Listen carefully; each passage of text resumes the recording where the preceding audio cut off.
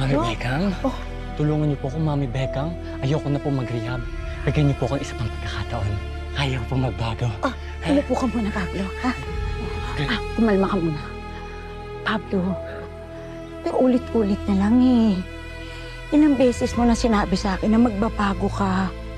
Pero hindi mo ginagawa. Pakiusap po. Ang hirap-hirap na. Tulong.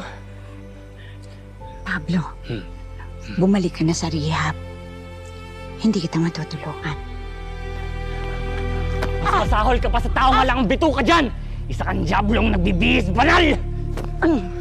Alam mo, buti pa nga na hindi talaga kita tulungan para makatayo ka sa sarili mong paa. Umalis ka na dahil wala akong tulong na may bibigay sa'yo.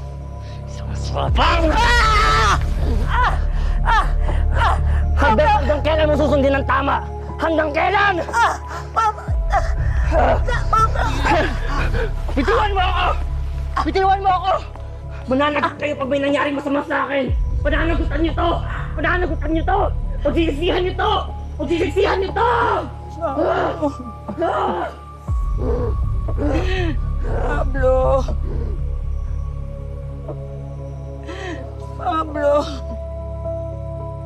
Pero tinaboy ko siya. Hindi ko siya tinulungan. At hindi alam ni Ate Naomi ang lahat ng yun. Pinagsisihan ko yung desisyon na yun. Kung pwede ko lang bawiin lahat ng sinabi ko sa kanya. Kaya naman pumunta ako doon sa rehab facility para tulungan siya. Kaya lang wala na siya doon. Tumakas na siya.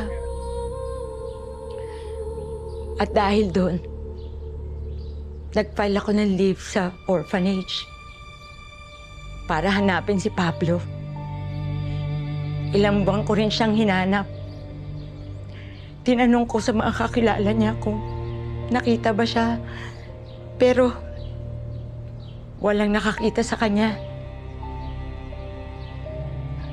Hello mga kapatid, ito po si Ai de las Alas ng My Best Friend Eman. Mas marami pang emosyon ng mga susunod na eksena, kaya click mo na Best Friend at huwag mong kalimutan mag-subscribe sa TV5 YouTube channel.